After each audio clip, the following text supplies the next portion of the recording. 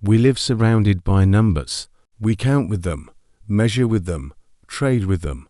They are the quiet infrastructure of our modern world. So familiar we hardly notice them. We see their quantity, but we have forgotten their quality. We use them as tools, and in doing so, we may have overlooked their language, for numbers are not merely inventions for calculation. They are, in a deep and ancient sense, discoveries. They are entities that possess a symbolic soul, a psychological weight. They are the invisible architecture of reality, and perhaps of the mind itself. Throughout history, across cultures, a whisper has persisted that numbers hold meaning beyond their face value. The 6th century BC philosopher Pythagoras did not see numbers as dry abstractions. He saw them as the fundamental substance of all reality. To him, numbers were divine, a means of communicating with the supreme order of things. To understand number, he believed, was to understand the structural principle of the universe itself. This vision gave birth to sacred geometry, the study of the harmonious patterns woven into the fabric of the world.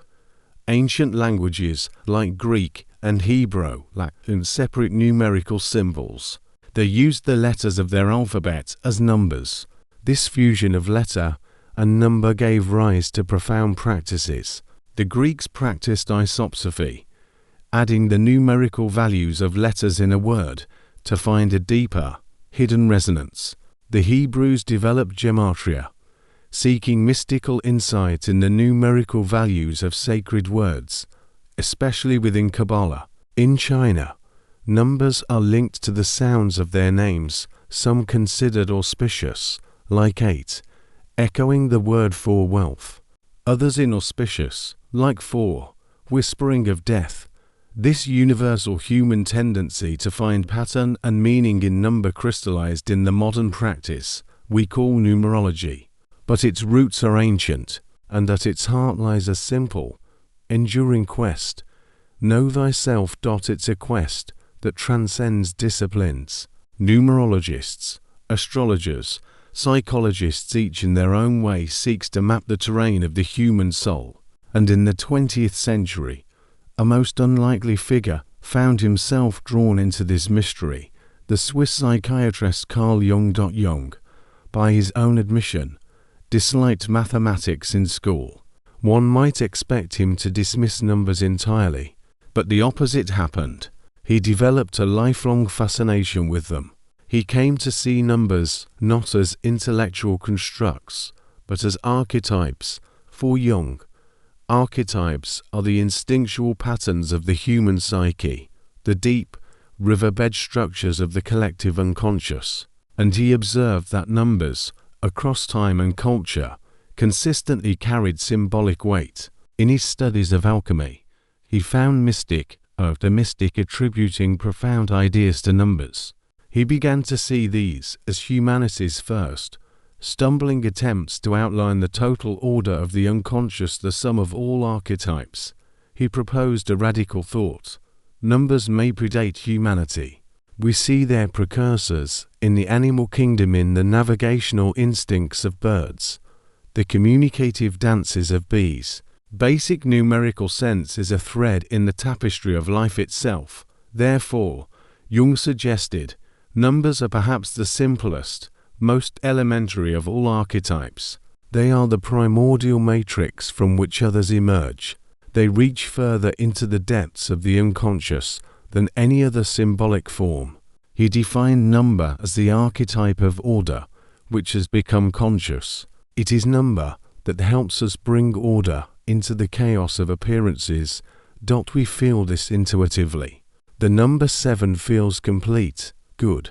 The number 13 can unsettle us. Even numbers please us with their symmetry. Odd numbers intrigue us with their dynamism. While our conscious mind uses numbers quantitatively to count, to measure, our unconscious uses them qualitatively, as carriers of meaning. This is why numbers appear in our dreams, sometimes explicitly a glaring digit on a clock, more often, implicitly, We dream of being on the second floor, in a room with 3 people, in a circular garden. These are not random details. They are the psyche speaking in its native tongue, the language of symbol and number. Jung, after decades of listening to this language, saw numbers playing an exceedingly important role in dreams. They are frequent messengers used by the psyche to express the emergence of the self. The self, for Jung, is the archetype of wholeness. It is the total personality, encompassing both our conscious ego and the vast, unknown unconscious. It is our potential completeness, and numbers, he observed, are the structural characteristics of the self-symbol. They are crucial for what he called individuation, the lifelong, circular journey toward psychic wholeness. This leads to a profound philosophical crossroads. The conventional view is that numbers were invented by humans. They are concepts we created to describe quantity, containing nothing we did not put into them. But Jung offered another possibility. That numbers were discovered, that they are autonomous entities, existing independently of us, containing inherent qualities as well as quantities, that they have a life of their own. As archetypes, numbers would then be pre-existent to consciousness. They condition our understanding, rather than being conditioned by it. They are discovered when we stumble upon their unconscious existence. They are invented when we bring them into the light of conscious thought. Jung wrote, "People don't have ideas. Ideas have people." He saw numbers as psychoid soul-like, belonging fully neither to mind nor to matter, but forming a bridge between them. This bridge he called the numerology, the one, unified world that underlies the apparent duality of psyche and physical reality. Numbers, as the most primitive archetypes, are vital to understanding this connection. They belong to both worlds. "I always come upon the enigma of the natural number," Jung confessed. "I have a distinct feeling that number is a key to the mystery. When we reduce numbers to mere instruments for calculation, they become dry, lifeless. But when we approach them as discovered entities, they can speak." To the mathematician, Jung wrote, "Number is a means of counting." To the psychologist, it is a discovered entity capable of making individual statements if it is given a chance. In other words, in the former case, number is a servant. In the latter case, an autonomous being. This autonomous being often announces itself through what Jung terms synchronicity, a meaningful coincidence that connects an inner psychic state with an outer event, as if psyche and matter were momentarily reflecting one another. You dream of a long-lost friend with whom you have unfinished business. The next morning, you receive a call from an unknown number. It is them. That is synchronicity. An inner image spills into outer reality. Synchronicity often wears the garment of number. You begin to see a particular sequence everywhere, on clocks, license plates, receipts, 1111, or 333, 444. These repeating figures, sometimes called angel numbers, carry a sense of numinosity, of mystery. They feel like a message from a deeper layer of reality. Synchronicity, Jung suggested, is the parapsychological equivalent of the numerology. It is the unified world showing its face in our fractured experience of time and causality. As Jung grew older, his interest in the individual personality of each number deepened. He wanted to explore how the first few numbers, those that occur with the greatest frequency in myths, dreams, and religions, form the foundation of this numerical cosmos.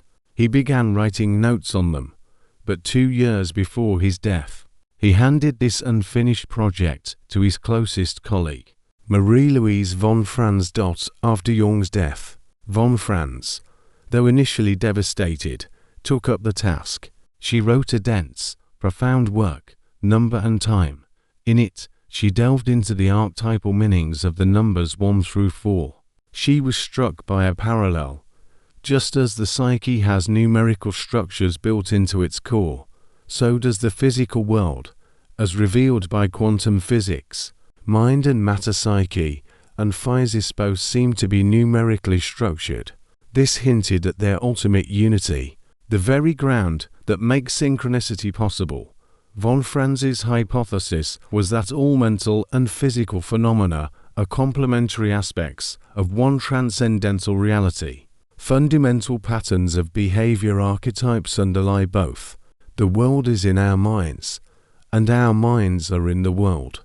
As above, so below.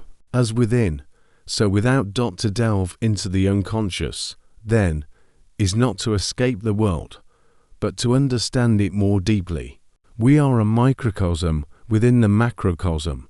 With this foundation, let us explore the psychological and symbolic meaning of the most primal numbers 1, 2, 3, and 4. We'll listen to the echoes they have left in the works of Jung and von Franz, in Pythagoras, in ancient texts like Iamblichus's theology of arithmetic, and in the occult philosophy of Agrippa. 1. Psychologically, the number 1 refers to primal unconsciousness, a state of non-differentiation. It is the beginning, before potential has been realized. It is the womb of all that might be. As such, it symbolizes the principle of individuation in its latent, sleeping form. The ancient saying captures it.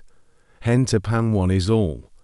This is the symbol of the Ouroboros, the serpent eating its own tail, unity, self-containment, the circle with no beginning and no end. Jung wrote, 1, as the first numeral, is unity, but it is also the unity, the one, all oneness, individuality and non-duality, not a numeral, but a philosophical concept, an archetype, an attribute of God, the monad, the monad.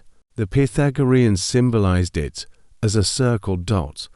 A center that is everywhere, a circumference that is nowhere. It is a symbol of the unus mudus itself. The very word religion may come from the Latin religare, to bind again. The task is to reunite our fragmented nature with the one. Yoga comes from the Sanskrit yuj, to yoke, to unite. It is the union of the individual with the universal. The Pythagoreans did not even consider 1 to be a number, for a number implies plurality. 1 is singular. It is the origin, the source. All other numbers are created from the repeated addition of 1.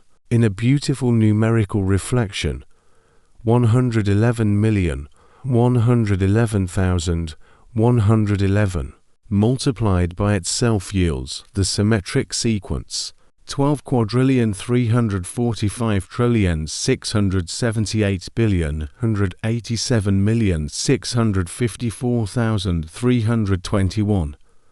The monad runs through everything.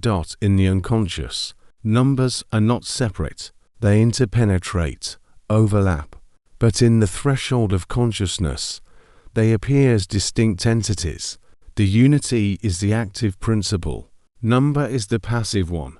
The one is the beginning and the end. Out of the monad comes the dyad.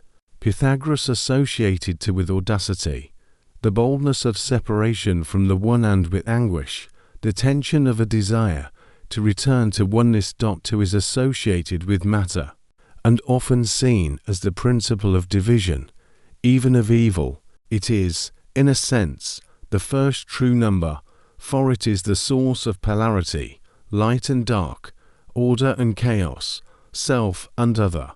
This polarity alone makes existence possible. In the book of Genesis, God saw that each day of creation was good except the second day. The day division was introduced. The alchemist Gerhard Dorn said the number to belong to Eve, and thus the devil tempted her first. A secret relationship was drawn between two, the devil and woman, a devilish principle of duality opposing divine unity. 2 is the number of discord, confusion, misfortune. Yet, it is also the number of charity, marriage, mutual love, and society. 'Tis shall be one flesh, It is said, "It is better that to be together than one, for if one falls, the other will lift them up." Across cultures, even numbers are regarded as feminine, odd as masculine. 2 is the first even number. The female principal dot, we find pairs of guardians at the entrance to the sacred or the beyond the gates to the collective unconscious. In Hindu myth, Jaya and Vijaya guard Vaikuntha. In Egypt, Acre appears as twin lions. The Assyrian Lamassu are paired winged bulls. This duplication signals that a content is just at the threshold of consciousness, taking its first step toward manifestation. Whenever an unconscious content pushes toward awareness, it often appears first as a twofold oneness. Most creation myths begin with a duality, creator twins, a god and a helper, the formless void, and the spirit moving over it. Psychologically, the number 2 represents conflict, attention generated for a vital purpose, to bring our inner potential to consciousness. The unconscious compensates for our one-sided conscious attitude. It creates the friction necessary for growth. Jung wrote, "A man's real life consists of a complex of inexorable opposites, day and night, birth and death, happiness and misery, good and evil. Life is a battleground. It always has been, and always will be, and if it were not so, existence would come to an end.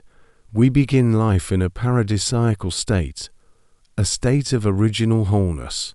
The infant is submerged in the unconscious, egoless, and differentiated. It is a state of naive participation, where self and world are one dot. As we grow, an ego emerges as sense of I. It slowly differentiates from the self. This is a necessary disintegration. The fall from grace, described in the Garden of Eden with the eating of the forbidden fruit, or in the Prometheus myth where fire consciousness is stolen from the gods, bringing with it both light and suffering. Plato spoke of immortal souls in a state of unity, who drink from the river of forgetfulness before descending into bodily life. We come from wholeness, forget, and spend our lives trying to remember. Buddhism speaks of samsara, the cycle of birth, death, and rebirth, propelled by forgetting. The goal is to awaken, to remember our true nature. In short, we are born integrated. We disintegrate, and the task of life is to reintegrate, to become whole again, but on a higher level of consciousness. This is the foundation of all self-realization. The core relationship in this drama is between the ego and the self, what Jungian analysts call the ego-self axis.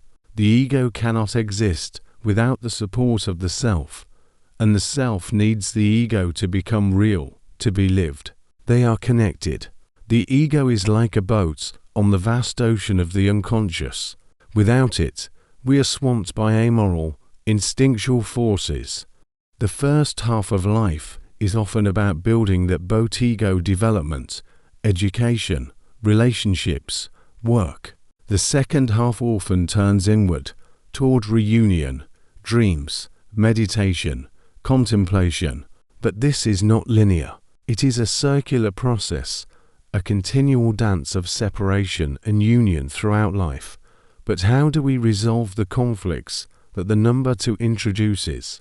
3. Jung wrote, very tension of opposites culminates in a release, out of which comes the third. In the third, the tension is resolved and the lost unity is restored. Out of one comes 2. From the pairing of these 2 comes the third. This third element is what Jung called the transcendent function. It arises from the union of conscious and unconscious contents.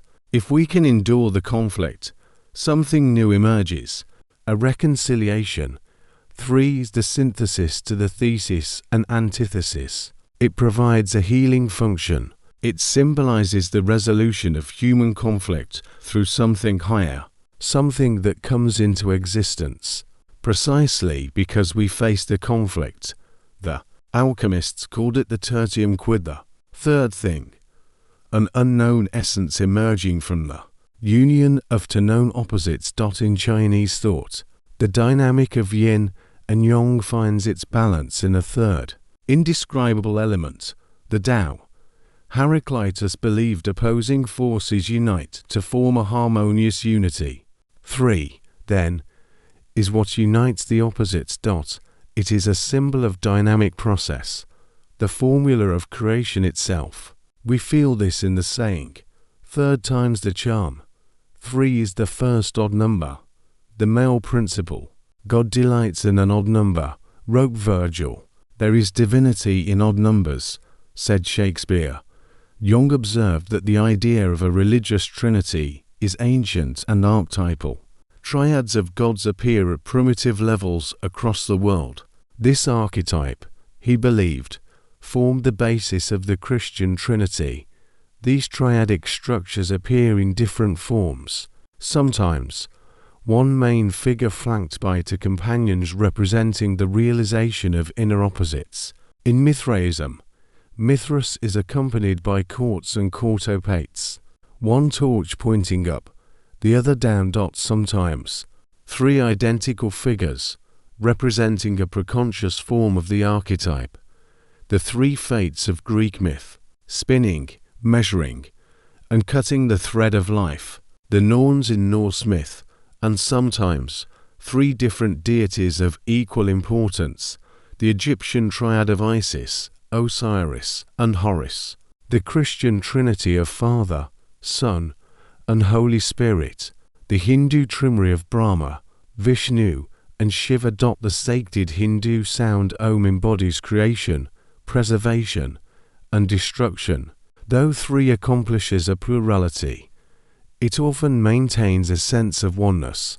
This 3 oneness is the rediscovery of unity at a higher level. 3 is seen as a symbol of perfection, completion, soul, body, spirit, beginning, middle, end, birth, life, death. It is a symbol of wisdom, harmony, piety. Hermes Trismegistus, the thrice great, is the archetypal wise old man. His emerald tablet was said to contain all the world's mysteries. Wisdom lies in reconciling divided parts. Aristotle spoke of the golden mean virtue as the midpoint between deficiency and excess. Earth is the middle ground between heaven and hell. Dante's Divine Comedy moves through Inferno, Purgatory, and Paradise, with Purgatory, the middle place, as the realm of purification. The shamanic cosmos has 3 worlds, middle, underworld, and sky, connected by the axis mundi, a world tree, pillar, or a mountain, a symbol of the self, Yggdrasil. The Norse world tree stands at the center of all things. Plato described the tripartite soul, reason, appetite, and thumo-spiritedness as the charioteer guiding 2 opposing horses. The philosophical triad of the good, the true, and the beautiful points to higher unity. Fairy tales, which von Franz saw as pure expressions of the collective unconscious, are filled with 3s, 3 brothers, 3 tasks, 3 wishes. It is a number of rebirth. Christ after 3 days, Jonah in the fish for 3 days.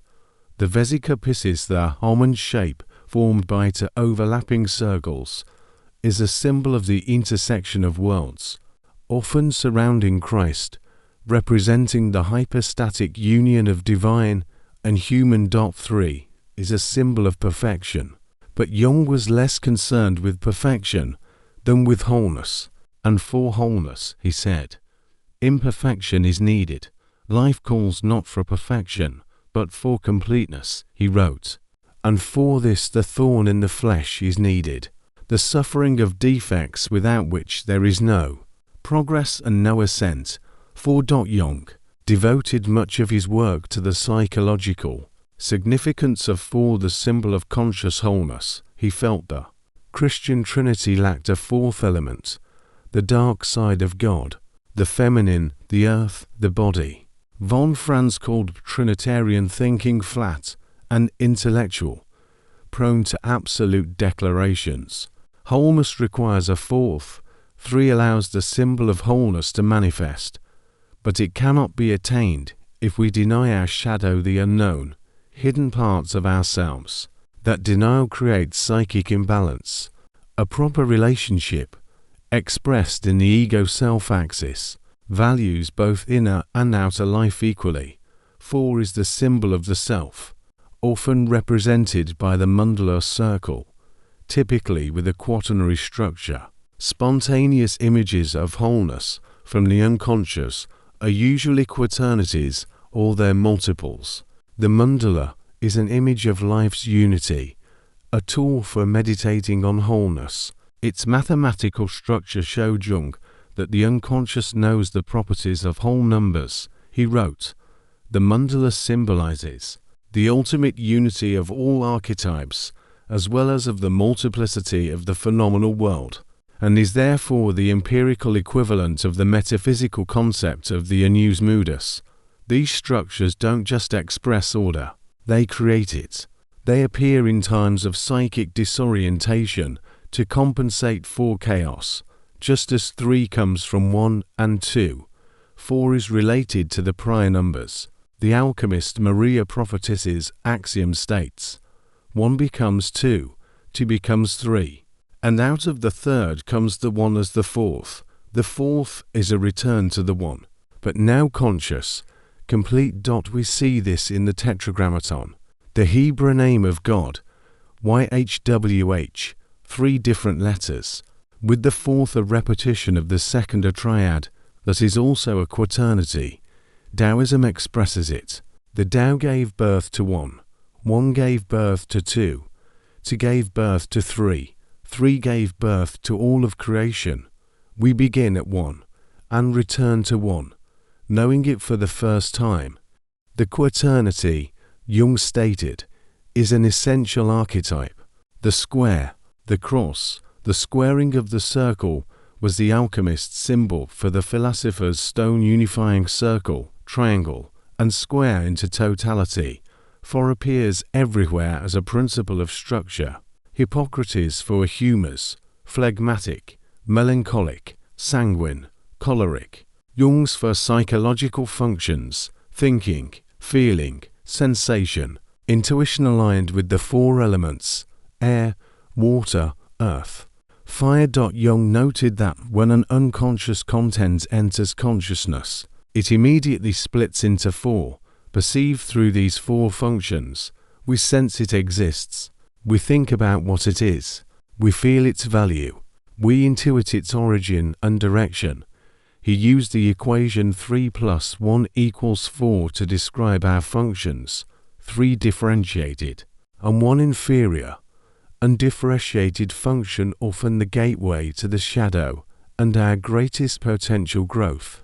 4 represents the total personality. In religion, it is the necessary dark, feminine complement to the Trinity, completing it into the quaternity of wholeness. The alchemists sought the quintessence, the 5th element that unified the 4.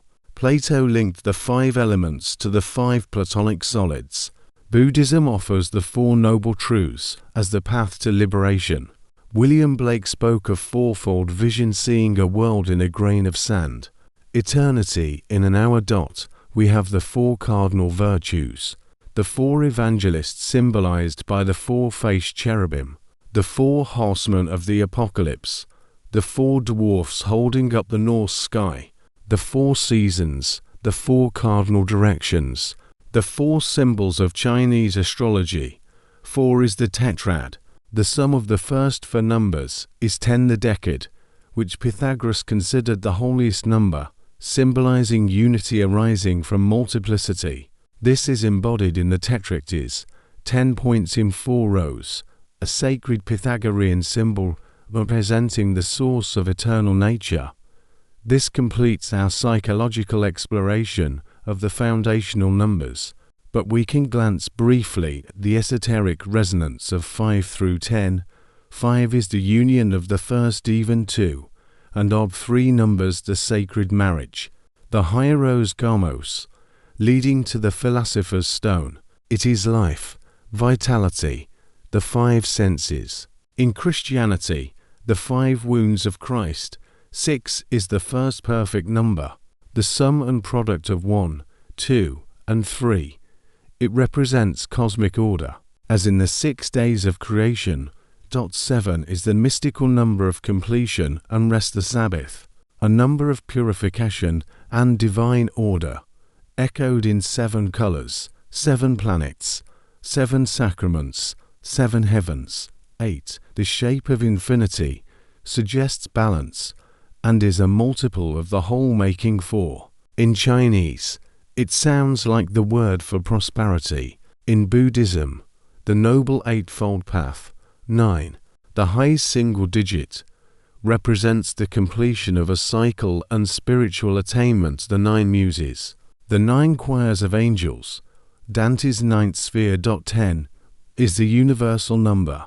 The full course of life, the 10 commandments, the 10 sephiroth of the Kabbalistic tree of life. For Pythagoras, the decade was the limit and return of all number, all numbers reduced to a digit between 1 and 9, forever cycling within this contained, sacred system. We end where we began, but with deeper hearing. We started by recognizing that numbers have both quantitative and qualitative souls. We saw how ancient minds wove them into the fabric of meaning, a practice that continues in the modern quest for self-knowledge. We followed Jung into the idea of number as the most primitive archetype, the archetype of order, itself providing a living bridge between mind and matter, explained by the unifying nous modus and experienced in moments of synchronicity. And we focused on the psychological journey mapped by the first 4 numbers. 1. The primal unity and unrealized potential. 2. The necessary conflict, the separation that consciousness demands. 3.